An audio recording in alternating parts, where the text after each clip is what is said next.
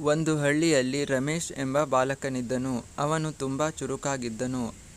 ಅವನಿಗೆ ತನ್ನ ಅಮ್ಮನ ಮೇಲೆ ಅಪಾರ ಪ್ರೀತಿ ಇತ್ತು. ರಮೇಶ್ನ ಅಮ್ಮ ಸೀತಮ್ಮ ಬಹಳ ಕಷ್ಟಪಟ್ಟು ಮಗನನ್ನು ಬೆಳೆಸುತ್ತಿದ್ದಳು. ಪ್ರತಿದಿನ ಬೆಳಿಗ್ಗೆ ಬೇಗ ಎದ್ದು ಕೆಲಸ ಮಾಡುತ್ತಿದ್ದಳು. ಮಗನ ಓದಿನ ಬಗ್ಗೆ ವಿಶೇಷ ಗಮನ ಕೊಡುತ್ತಿದ್ದಳು. ರಮೇಶ್ ಶಾಲೆಗೆ ಹೋಗುವ ಮೊದಲು ಅಮ್ಮನ ಆಶೀರ್ವಾದ ಪಡೆಯುತ್ತಿದ್ದನು. ಅಮ್ಮನ ಮಡಿಲಲ್ಲಿ ಕುಳಿತು ಕತೆ ಕೇಳುವುದು ಅವನಿಗೆ ತುಂಬ ಇಷ್ಟವಾಗಿತ್ತು.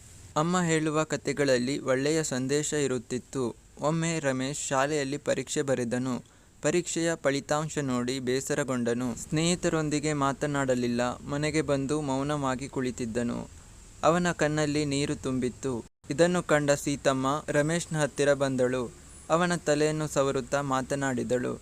ಮಗನೇ, ಸೋಲು ಜೀವನದ ಅಂತ್ಯವಲ್ಲ ಎಂದಳು. ರಮೇಶ್ ಅಮ್ಮನ ಮಾತನ್ನು ಕೇಳಿ ಅಮ್ಮನ ಮಡಿಲಲ್ಲಿ ತಲೆ ಇಟ್ಟನು. ಅವನ ಮನಸ್ಸಿಗೆ ಸ್ವಲ್ಪ ಸಮಾಧಾನವಾಯಿತು.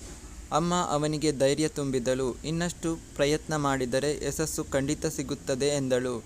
ಆ ಮಾತುಗಳು ರಮೇಶ್ಗೆ ಹೊಸ ಶಕ್ತಿ ನೀಡಿದವು. ಮುಂದಿನ ದಿನದಿಂದ ಅವನು ಚೆನ್ನಾಗಿ ಓದಲು ಆರಂಭಿಸಿದನು. ಪ್ರತಿದಿನ ಸಮಯ ಪಾಲನೆ ಮಾಡುತ್ತಿದ್ದನು. ಗುರುಗಳ ಮಾತುಗಳನ್ನು ಗಮನದಿಂದ ಕೇಳುತ್ತಿದ್ದನು. ಅಮ್ಮ ಕೂಡ ಅವನಿಗೆ ಸಹಾಯ ಮಾಡುತ್ತಿದ್ದಳು. ತನ್ನ ಕೆಲಸಗಳ ನಡುವೆಯೂ ಸಮಯವನ್ನು ನೀಡುತ್ತಿದ್ದಳು. ರಮೇಶ್ ಅಮ್ಮನ ಸಲಹೆಯಿಂದ ನಿಧಾನವಾಗಿ ಉತ್ತಮ ವಿದ್ಯಾರ್ಥಿಯಾದನು. ಅವನ ಆತ್ಮವಿಶ್ವಾಸ ಹೆಚ್ಚಾಯಿತು. ಕೆಲವು ತಿಂಗಳ ನಂತರ ಮತ್ತೆ ಪರೀಕ್ಷೆ ಬಂದಿತು. ಈ ಬಾರಿ ಅವನು ಬಹಳ ಚೆನ್ನಾಗಿ ಬರೆದಿದ್ದನು. ಪರೀಕ್ಷೆಯ ಫಲಿತಾಂಶ ಬಂದಾಗ ಅಚ್ಚರಿಗೊಂಡಿದ್ದನು. ಪರೀಕ್ಷೆಯ ಫಲಿತಾಂಶದಲ್ಲಿ ಮೊದಲ ಸ್ಥಾನ ರಮೇಶನದಾಗಿತ್ತು.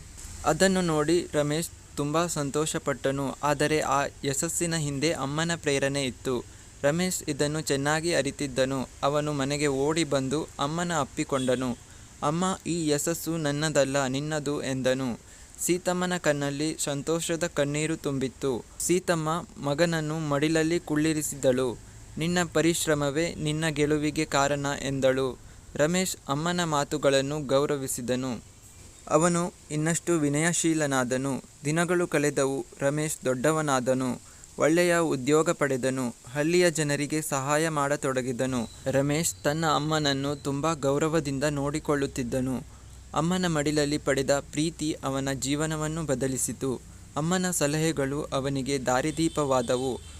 ಅವನು ಎಲ್ಲೆಡೆ ಒಳ್ಳೆಯ ಹೆಸರು ಗಳಿಸಿದನು. ಜನರು ಅವನನ್ನು ಮೆಚ್ಚಿಕೊಳ್ಳತೊಡಗಿದರು. ಆದರೂ ಅವನು ಅಹಂಕಾರ ಪಡಲಿಲ್ಲ. ಅದಕ್ಕೆ ಕಾರಣ ಅಮ್ಮನ ಉತ್ತಮ ಮಾರ್ಗದರ್ಶನವಾಗಿತ್ತು. ಒಮ್ಮೆ ಶಾಲೆಯಲ್ಲಿ ಮುಖ್ಯ ಅತಿಥಿಯಾಗಿ ಆಹ್ವಾನಿಸಲ್ಪಟ್ಟಿದ್ದನು. ಅಲ್ಲಿ ಮಕ್ಕಳಿಗೆ ಭಾಷಣ ಮಾಡಿದನು. ನನ್ನ ಯಶಸ್ಸಿನ ಮೂಲ ನನ್ನ ಅಮ್ಮ ಎಂದನು. ಮಕ್ಕಳು ಚಪ್ಪಾಳೆ ತಟ್ಟಿದರು. ಅವನು ಅಮ್ಮನ ಮಹತ್ವವನ್ನು ವಿವರಿಸಿದನು. ಅಮ್ಮನ ಮಡಿಲು ಜಗತ್ತಿನ ಸುರಕ್ಷಿತ ಸ್ಥಳ. ಅಮ್ಮನ ಮಡಿಲಲ್ಲಿ ಪ್ರೀತಿ, ಕಾಳಜಿ, ಧೈರ್ಯ, ಕ್ಷಮೆ ಎಲ್ಲವೂ ಇದೆ ಎಂದನು. ಮಕ್ಕಳು ಅವನ ಮಾತುಗಳನ್ನು ಗಮನದಿಂದ ಕೇಳಿದರು. ಅವರು ತಮ್ಮ ತಾಯಿಯನ್ನು ಇನ್ನಷ್ಟು ಪ್ರೀತಿಸಲು ನಿರ್ಧರಿಸಿದರು. ರಮೇಶ್ ಮನೆಗೆ ಮರಳಿದಾಗ ಅಮ್ಮನ ಪಾದಗಳಿಗೆ ನಮಸ್ಕರಿಸಿದನು. ಸೀತಮ್ಮ ಸಂತೋಷದಿಂದ ಆಶೀರ್ವದಿಸಿದಳು. ಅವಳ ಮುಖದಲ್ಲಿ ಹೆಮ್ಮೆಯ ನಗು ಮೂಡಿತು. ರಮೇಶ್ ಜೀವನದಲ್ಲಿ ಸದಾ ಸಂತೋಷವಾಗಿದ್ದನು. ಅಮ್ಮನ ಮಡಿಲಿನ ನೆನಪು ಅವನಿಗೆ ಶಕ್ತಿ ನೀಡುತ್ತಿತ್ತು. ಅವನು ಯಾವಾಗಲೂ ತಾಯಿಯ ಮೌಲ್ಯವನ್ನು ಮರೆಯಲಿಲ್ಲ. ಅಮ್ಮನ ಪ್ರೀತಿ ಮೌಲ್ಯವೆಂದು ಎಲ್ಲರಿಗೂ ತಿಳಿಸಿದನು. ಅವನ ಜೀವನ ಇತರರಿಗೆ ಮಾದರಿಯಾಯಿತು. ಅಮ್ಮನ ಮಡಿಲು ಪ್ರೀತಿಯ ಸಾಗರ ಎಂಬುದನ್ನು ಅವನು ಸಾಬೀತುಪಡಿಸಿದನು. ಆ ಹಳ್ಳಿಯ ಜನರೆಲ್ಲರೂ ಈ ಕಥೆಯನ್ನು ನೆನಪಿಸಿಕೊಂಡರು.